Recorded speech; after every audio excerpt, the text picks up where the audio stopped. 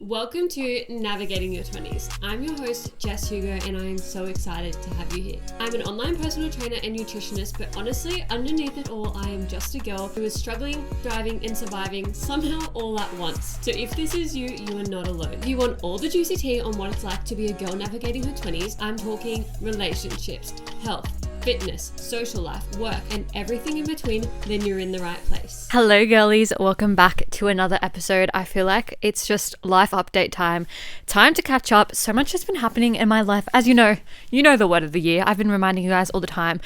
Also, if that doesn't just prove that I'm a woman of my word and I'm going to stick to the shit I say I'm going to do, I don't know what does. But as you know, the word this year was taking risk taker, all of the things.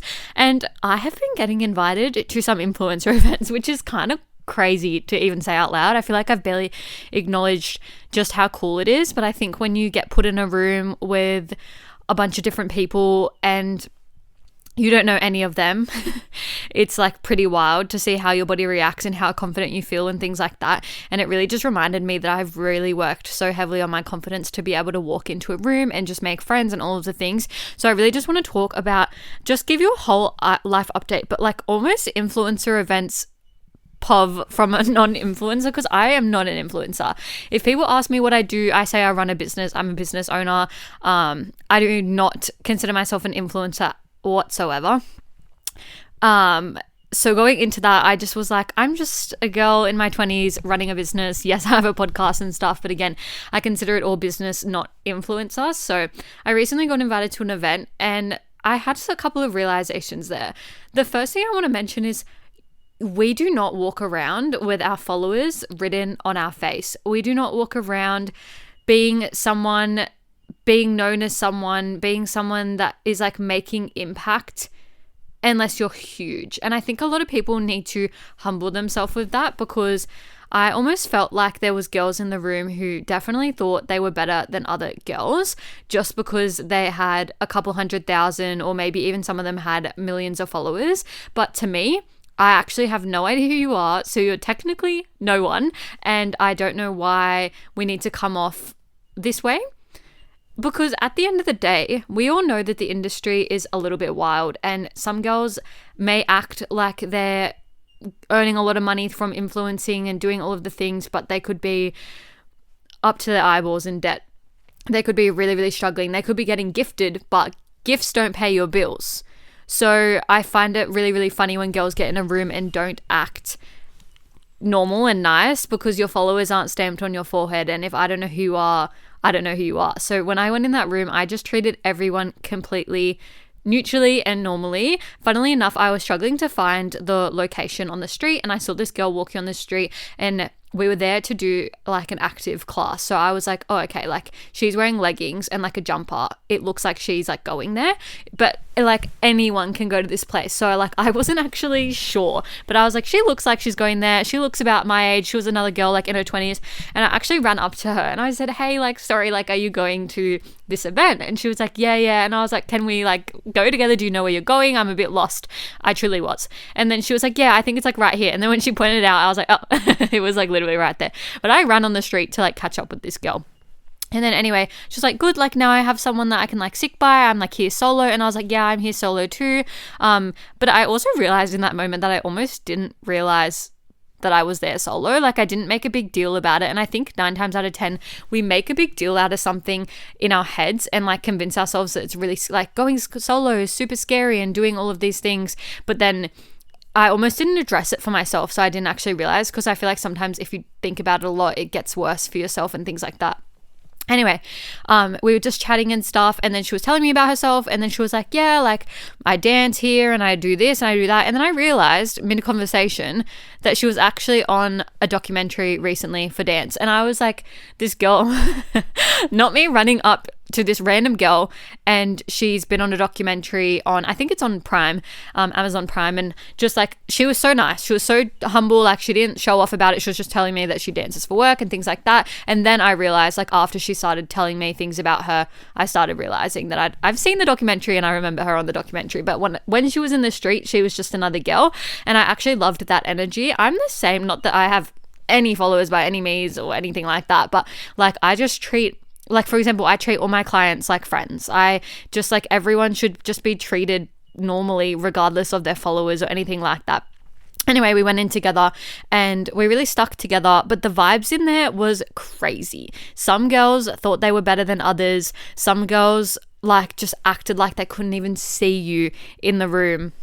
And the funniest thing was, as I said, I didn't even know who any of them were. And I was like, you can't be too important if I don't even recognize you. Like, the only girl I truly recognized was this girl from the documentary that I befriended and I was sticking with. And I didn't even realize it was her until afterwards. So I thought it was really funny how people were acting. But there was another girl there that I did recognize, simply not from social media or from being an influencer, quote unquote, but because we used to work at the same franchise at a different, same company at a different franchise / like location, but we'd actually met before. And we used to follow each other on Instagram. And then when she kind of like blew up, quote unquote, she unfollowed me.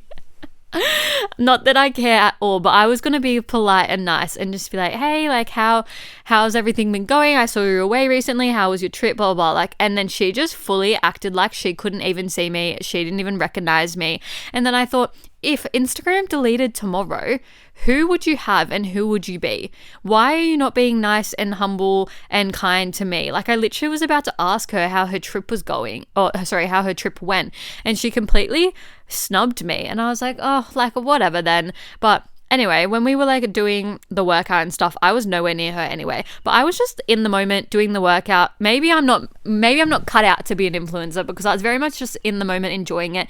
Everyone else was trying so hard to make everything so curated and perfect and have their phone propped up, filming everything, we literally had an hour to take photos before the class even started. And some girls were like really trying to get in front of the camera, be in all the videography content, like trying to be in front of the like face fronting for everything. And the girl and I were literally just like giggling. Like, we took photos and stuff. You can see them on my Instagram, like, of course, but we were very much in the moment, being like appreciative of the space, getting to know each other, because that was like what I was there for, like to get to know other girls and, you know, whatever. And we were just like enjoying chatting, and it wasn't fake at all. Like, I felt some girls were just fake chatting to each other and pretending to care what the other girl had to say, when we were like genuinely enjoying just chatting and getting to know each other and stuff like that. And then we actually got asked to do like a video introduction for them. And I thought it was really funny that we were just chilling there, like actually genuinely connecting. And then everyone else that was trying like so hard didn't get asked to do it. So it was really, really funny. But I almost felt bad for the brand, and especially the instructor. She's a bit of like a celebrity instructor. She's worked with some celebrities and like who was it? I feel like it was maybe like Miranda Kerr. I can't remember right now, but like essentially she's worked for some celebrities and she's very well known, and she is very expensive to hire and for like her classes. And half the people were like not even present. They were just like on their phones, not even listening. And I was like, when do you ever get put in a room for free with multiple brands, with a celebrity instructor? Like, that is pretty fucking cool. And just no one cared. And I was like, oh my gosh, like society is crazy. And like, don't just act like you're having fun. Have fun. And if you're not having fun, it's probably because you're so wrapped up in your own bullshit and so busy on your phone. And I think from the outside, it's really, really interesting, because we almost think that influencers have it better than us, or we always think anyone and everyone has it better than us and we have it so bad. But the reality is, it's our views on things. It's how we actually see things. Where are we making things harder for ourselves by believing that other people have it better because they have a really nice aesthetic house, or that they have it better because they have enough money to buy a really bougie car, or whatever the thing may be? Like, where are we actually just hyping it up in our head, when in reality that car could be on finance, that house could be their friend's house, that house could be getting rented, like they don't own that house, or whatever the thing may be. And it's like, what is that like belief system that we're almost putting forward? So as I said, I went into this like event and I was just like, I'm just there to meet people and just be nice to everyone and just be me. And then I noticed other people not being nice, and I could have turned nasty then and just been like, oh, well, fuck you then. Like, fuck you, bitch. I was just trying to ask about your holiday. But I just thought it was hilarious. And then I didn't even waste energy talking about it after the fact. Yes, I'm telling you girls now. But like, I literally just told my like mum and my partner, I was like, oh, do you remember this girl from Virgin? Like, blah, blah, blah, blah. And then my mum was like, what the fuck? And I was like, I know, it's like, I don't even know. I'm like, whatever. But then if I had more followers than her, I'm sure she would have wanted to be my friend, even though in that exact moment, did she even know how many followers I have anyway? You know what I mean? Like, we're standing in a room. I'm sure you're not cyber stalking me right now to my face that you've realized I'm here. I felt like she was almost like pissed off that I was invited. And I was like, there's space for everyone. We also don't have drama and beef. So why is she worried about me being there? We've barely even had a conversation, just politeness, obviously, like, hey, how are you, whatever. But we've never really even had a conversation. So any type of jealousy or issues is so one-sided, and I'm like, I don't know what's going on there, to be honest, but only I can control my actions in the moment and control what I'm taking in, what I'm choosing to fear, what I'm choosing to question, what I'm choosing to react about, stress about, waste energy on, and all of the things. And like, that's not even worth it. As I said, I like told a couple of people and was like, yeah, that's whatever, and I like moved on, because at the end of the day, I've been really trying to lean into like, let's choose bigger problems. Why are we caring about such little fucking shit? And I have to call myself out on this all the time, because sometimes I'll stress so much about such a little thing, and I think to myself, this is like not even worth the energy. What is the point anymore? Why am I doing this? And I think it's because it depends how you've grown up. Like, there's situations that I always deal with. Stop asking your mum for advice, Jessica Hugo, seriously. But I'll ask my mum things, and then she'll give me the response I don't want to hear. Or it's unaligned with my goals and my boundaries and whatever the fuck. And I'm like, I'm not wrong for putting my boundaries in place. I'm not wrong for choosing to choose a bigger problem and care about different things and show up as I am. I'm not wrong for reiterating my boundaries, because my boundaries help me show up as the best version of myself, and that my boundaries help me help you. If I'm struggling to show up because I'm not setting boundaries, you're getting a worse version of me. If I'm choosing to waste energy on how other people treat me and show up in a negative way, you're getting the worst version of me. And like, don't get me wrong, I love getting invited to these things and being put in these rooms and seeing how brands run things as well. Because as I said, I'm seeing it from a business perspective. I love to see how it's run, how they communicate, what the expectations are, what the deliverables are. At the end of the day, like, that's the lens I want to see it through. And I thought that was a really cool experience, because it was a collaboration between 3 different brands. There was a photographer there was the celebrity instructor there. That's 5 different networks, not even including the influencers, quote unquote, that there was to communicate with and connect with. So I thought it was really, really cool. And it's like really coming back to, I just want to have fun. I just want to be happy. I just want to enjoy the things I'm doing. I don't want to get caught up in such little minuscule shit. I feel like, again, social media really makes us just fall into this trap of thinking that we have less than and we're disadvantaged and all of these things, but the reality is that's not the fucking case. I think that we get so swept away in things not being perfect because we've wished it would be by now. I actually even saw a TikTok yesterday, and she was like, I've been trying for a few months to make like influencing and TikTok and all of the things like full time, and it's not working the way I want, and I'm really frustrated.